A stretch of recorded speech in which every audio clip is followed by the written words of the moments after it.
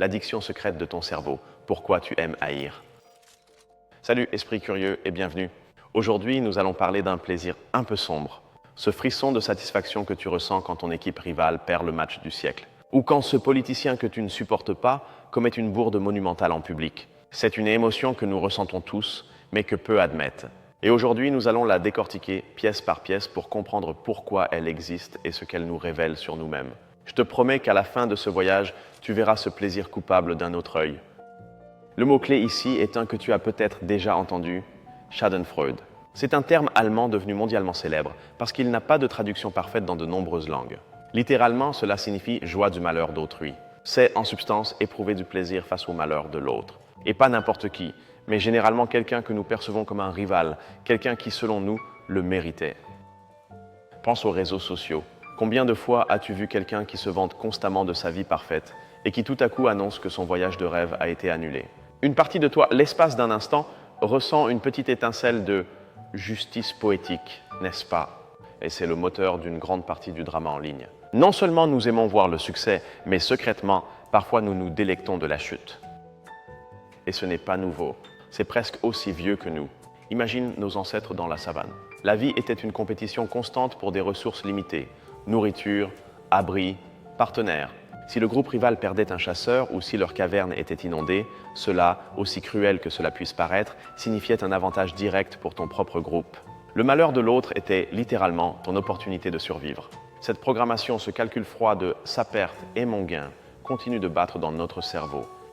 Voilà donc la joie du malheur d'autrui, le drama sur les réseaux et une racine évolutive. Mais ce n'est que la surface, la pointe de l'iceberg que nous voyons tous. Si c'est ce qui est visible, quel moteur secret, quels mécanismes invisibles le meuvent sous les eaux glacées? Accroche-toi bien. Voici la première grande révélation. Une grande partie de ce plaisir n'a pas à voir avec l'autre, mais avec toi. Des études en psychologie sociale, comme celles menées par des chercheurs tels que Wilco van Dijk, suggèrent que les personnes ayant la plus faible estime de soi sont celles qui ressentent la Schadenfreude, cette joie du malheur d'autrui, avec le plus d'intensité. Pense-y, si tu te sens insécure, la chute de quelqu'un que tu perçois comme supérieur ou qui a du succès te donne un coup de pouce temporaire. Son échec, d'une certaine manière, réduit la distance entre eux et toi. Ça te fait te sentir pour un instant un petit peu mieux avec toi-même. Et savoir cela est un outil incroyablement puissant. D'un côté, tu peux l'utiliser pour comprendre la cohésion d'un groupe. Quand une équipe célèbre la défaite de son rival, elle renforce sa propre identité. Nous sommes les bons, ils sont les mauvais. C'est une forme d'union. Mais, et c'est là le danger, cela t'aide aussi à détecter les signaux d'alarme, à identifier l'envie toxique. Si quelqu'un dans ton cercle proche se réjouit trop de tes petits échecs, s'il recherche activement des nouvelles de tes faux pas, ce n'est pas une rivalité saine. C'est le signe d'une profonde insécurité qui peut devenir destructive. Son plaisir ne vient pas de son propre succès, mais de ton absence de succès.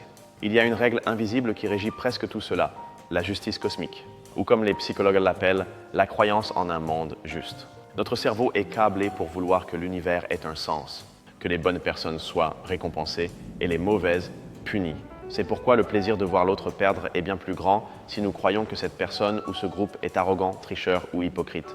Nous avons l'impression que l'univers remet les choses à leur place. C'est une forme d'auto-illusion très réconfortante.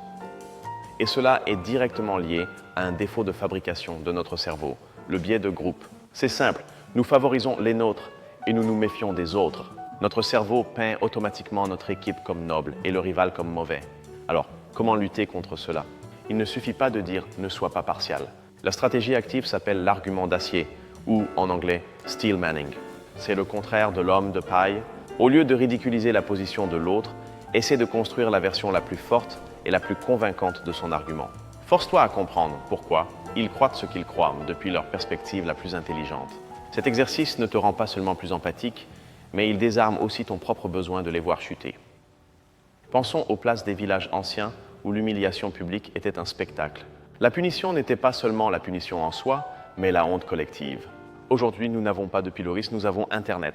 La culture de l'annulation, c'est-à-dire le retrait du soutien public à quelqu'un en raison de ses actions ou propos, peut être, quand elle dévie, la version numérique de cette même place. La morale pratique est d'être conscient du pouvoir que nous détenons. Une chose est de critiquer une mauvaise idée, et une toute autre est de se délecter de la destruction personnelle de celui qui l'émet. La ligne est mince, et l'histoire nous enseigne qu'il est très facile de la franchir. Si nous assemblons toutes ces pièces, la déduction clé pour la vie réelle est la suivante. Le plaisir que tu ressens en voyant l'autre perdre concerne rarement l'autre. C'est un miroir. Il reflète tes insécurités, ton besoin de justice, ta loyauté envers ta tribu et tes propres biais. Ainsi, la prochaine fois que tu ressentiras ce pincement de joie, au lieu de simplement en profiter, demande-toi « Qu'est-ce que cela me dit sur moi ?» Comprendre cela, c'est comme avoir une superpuissance. Cela te permet de naviguer dans le monde social avec beaucoup plus de clarté. Mais si tu croyais que c'était déjà clair, prépare-toi, car ici, l'histoire devient un véritable chaos, un labyrinthe de contradictions. Nous entrons ici dans la première grande controverse. Où se termine la joie de la défaite d'une idée et où commence le discours de haine? D'un côté, tu as ceux qui défendent la liberté d'expression quasi absolue. Pour eux, ce qui est en jeu est le droit de critiquer, de ridiculiser et même de célébrer la chute d'idéologies qu'ils considèrent dangereuses. D'un autre côté, tu as ceux qui soutiennent que ce plaisir se transforme en arme, favorisant la violence et la discrimination. Pour eux, ce qui est en jeu est la sécurité et la dignité des communautés vulnérables. Ce n'est pas une discussion facile. Il y a un mythe très répandu selon lequel nous pouvons séparer nos émotions de nos idées, que nous pouvons débattre de politique, de sport ou de science depuis une tour d'ivoire de pure logique. C'est un mensonge. Et nous adorons y croire parce que cela nous fait nous sentir intelligents et objectifs. La réalité, démontrée par les neurosciences, est que nos émotions, notamment tribales, sont profondément entrelacées avec notre raisonnement. Quand ton camp gagne un débat, tu ressens un shoot de dopamine, le neurotransmetteur du plaisir. Littéralement, ton cerveau te récompense pour avoir raison, que tu l'aies vraiment ou non. Maintenant, un paradoxe qui va te retourner le cerveau. L'empathie, cette capacité à ressentir ce que l'autre ressent, est ce qui nous permet d'être bons et compatissants. Mais des études de l'université de Yale ont montré quelque chose d'incroyable. Cette même empathie est ce qui nourrit nos pires instincts tribaux. Nous ressentons une empathie brutale pour la souffrance des nôtres, et cette empathie peut nous amener à souhaiter du mal aux autres, à ceux que nous percevons comme la cause de cette souffrance. Donc la même force qui nous unit est celle qui nous divise avec le plus de violence. Comment résoudre cela? Pensons à quelque chose que presque tout le monde accepte sans y penser, le fanatisme sportif. Nous le normalisons, nous le célébrons. Mais et si je te disais qu'il a un côté obscur que nous ignorons? Éthiquement, est-ce juste de construire une si grande partie de ton identité et de ton bonheur hebdomadaire sur la défaite d'un autre groupe de personnes? Est-ce juste que le mauvais jour d'un athlète que tu ne connais pas puisse te gâcher le week-end ou que sa victoire te donne plus de joie que tes propres réussites? Nous sous-traitons notre bonheur à des résultats que nous ne contrôlons pas et le basons en partie sur la tristesse des autres. C'est quelque chose à méditer, tu ne crois pas? Avant, la rivalité politique, bien qu'intense, se terminait souvent par une poignée de main. Les débats sur la défaite de l'autre camp se concentraient sur les politiques et les résultats. Aujourd'hui, la conversation a changé. Grâce aux algorithmes des réseaux sociaux qui nous nourrissent de ce qui nous met le plus en colère, la défaite de l'autre n'est pas seulement politique, elle est morale. Ce n'est plus « ils ont perdu les élections », c'est « le mal a été vaincu ». Nous sommes passés du désaccord avec les idées à la déshumanisation des personnes. La célébration de la défaite est devenue beaucoup plus personnelle et, par conséquent, beaucoup plus dangereuse. Et tout cela pointe vers un problème fondamental de la condition humaine, la quête de sens. Dans un monde de plus en plus séculier et fragmenté, les tribus, qu'il s'agisse d'équipes de football, de partis politiques ou de groupes de fans en ligne, nous donnent un sentiment d'appartenance et de but. Haïr le rival est une façon très simple et puissante de savoir qui nous sommes. Je suis celui qui n'est pas comme eux. C'est un raccourci pour construire une identité, mais est-ce une identité solide? Ou est-ce une identité vide, définie uniquement par l'opposition à autre chose? D'accord, respire profondément. Nous avons navigué à travers le chaos des controverses, des paradoxes et des dilemmes éthiques. Tu as survécu. Maintenant, il est temps de passer au niveau supérieur, de voir les détails qui séparent les curieux des véritables connaisseurs. Allons dans la salle des machines. Si la Schadenfreude est le plaisir de la douleur d'autrui, savais-tu qu'elle a un frère jumeau maléfique et beaucoup moins connu? Il s'appelle Glückschmerz. C'est un autre mot allemand et celui-ci signifie « douleur face à la bonne fortune de l'autre ». C'est en substance l'envie dans sa forme la plus pure. Et souvent, ces deux émotions sont les deux faces d'une même pièce. Non seulement tu te réjouis que ton rival perde, mais ça te fait physiquement mal de le voir gagner. Comprendre cela te donne une image complète de la carte émotionnelle de la rivalité. Au niveau cérébral, ce qui se passe est fascinant. Quand ton rival échoue, ton cerveau libère de la dopamine dans le centre de récompense, tout comme quand tu manges du chocolat ou que tu gagnes un prix. Mais ça se complique. En même temps, l'activité est réduite dans le cortex singulaire antérieur, qui est la partie du cerveau associée à l'empathie. C'est comme si ton cerveau avait un interrupteur. Quand il voit l'ennemi, il baisse le volume de l'empathie et augmente celui de la récompense. C'est un cocktail chimique conçu pour que tu apprécies le spectacle. Bien avant que les psychologues n'aient des scanners cérébraux, un philosophe avec une moustache impressionnante avait déjà tout déchiffré. Friedrich Nietzsche. Il ne le voyait pas comme quelque chose de mesquin, mais comme une partie fondamentale de ce qu'il appelait la volonté de puissance, cet élan interne à grandir et dominer. Pour lui, voir chuter un rival était une affirmation de sa propre force, un oui à la vie dans sa forme la plus crue et compétitive. Il fut l'un des premiers à explorer cette émotion sans la juger moralement, la voyant comme un moteur humain fondamental, un héros secret dans cette histoire qui est souvent oubliée. La théorie conventionnelle dit que l'envie est toujours mauvaise. Mais certains chercheurs, comme ceux de l'université de Tilburg, proposent une idée rebelle. Il y a deux types d'envie. L'envie malveillante, qui est le Glückschmerz qui te fait désirer que l'autre échoue. Mais il existe aussi l'envie bénigne, qui t'inspire à t'améliorer. Quand tu vois le succès de quelqu'un, au lieu de vouloir qu'il chute, tu dis « je veux ça aussi, je vais travailler plus dur ». Cette théorie change la donne, car elle suggère que la rivalité n'a pas à être destructive. Elle peut être le meilleur carburant pour l'épanouissement personnel. Voici une découverte de recherche qui heurte notre intuition. Qui, selon toi, te provoque le plus de joie face à son malheur? Un rival lointain et puissant ou quelqu'un de très similaire à toi dans ton même domaine, avec un succès légèrement supérieur? La science dit que c'est le second, c'est contre-intuitif. Nous penserions que nous haïssons davantage le grand patron.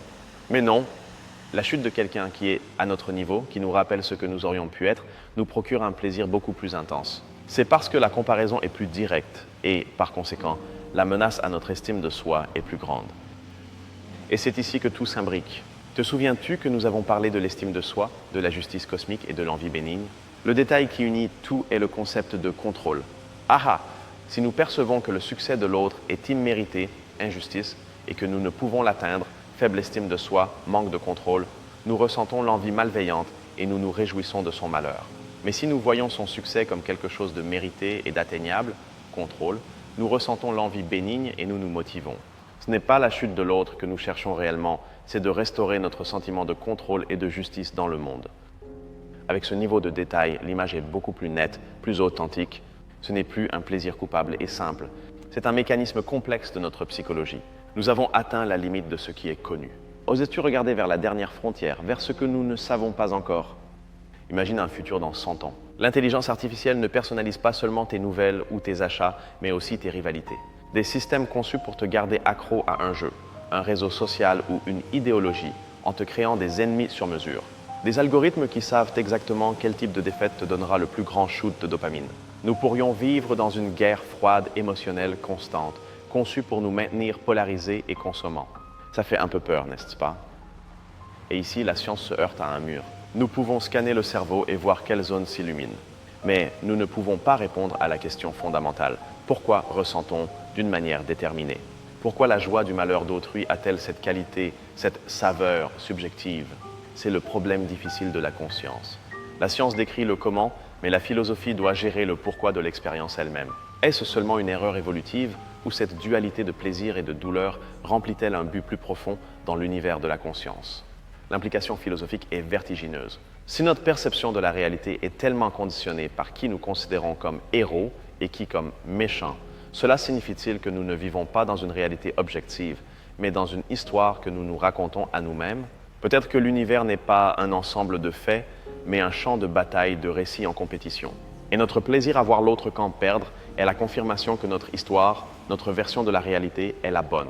Cela remet en question l'idée même d'une vérité unique. Et cela nous mène à l'avenir de l'humanité. Le plus grand problème auquel nous sommes confrontés, du changement climatique aux pandémies, nécessite une coopération mondiale sans précédent. Mais notre cerveau tribal, avec son plaisir de la défaite de l'autre, est le plus grand obstacle. Si nous n'apprenons pas à maîtriser cet instinct, à désactiver l'interrupteur du nous contre eux pour activer un nous global, nous pourrions échouer en tant qu'espèce. Comprendre la joie du malheur d'autrui n'est pas une curiosité psychologique, c'est une clé pour notre survie. Et l'idée la plus provocatrice de toutes pourrait être celle-ci. Peut-être ne sommes-nous pas conçus pour être heureux. Peut-être sommes-nous conçus pour lutter. Et toute notre quête de paix et d'harmonie est, en réalité, une rébellion contre notre propre nature. Le voyage est terminé. Nous sommes allés de la surface aux confins de la spéculation. Maintenant, prenons du recul et contemplons le tableau complet que nous avons esquissé. Au début de cette vidéo, nous avons parlé de quelque chose d'aussi simple que ce petit sourire qui t'échappe quand ton équipe de football rivale perd un match important. Et maintenant, regarde où nous en sommes. Nous comprenons que ce petit sourire est un écho de la lutte pour la survie de nos ancêtres, un reflet de notre estime de soi, un produit de la chimie cérébrale, un dilemme éthique et une pièce clé dans l'avenir de l'humanité. Nous sommes passés d'un plaisir coupable à l'une des clés pour nous comprendre en tant qu'individus et en tant qu'espèce. Ce fut un voyage incroyable. Et maintenant, je te pose la question, quelle idée de tout ce voyage t'a le plus marqué? Quelle pièce du puzzle t'a fait dire « Waouh, je n'avais jamais vu ça comme ça ». Vraiment, j'adorerais le savoir. Votre perspective enrichit énormément cette conversation. Alors, s'il te plaît, partage tes réflexions dans les commentaires. Nous lisons tous ceux que nous pouvons. Et si tu as aimé cette plongée profonde dans l'esprit humain, considère t'abonner. Chaque vidéo est un nouveau voyage vers les idées qui nous font être ce que nous sommes. Merci de m'avoir accompagné dans cette aventure. Continue de te poser des questions, continue d'explorer. Car la question la plus importante n'est pas pourquoi ils ont perdu, mais ce que tu as gagné en le comprenant.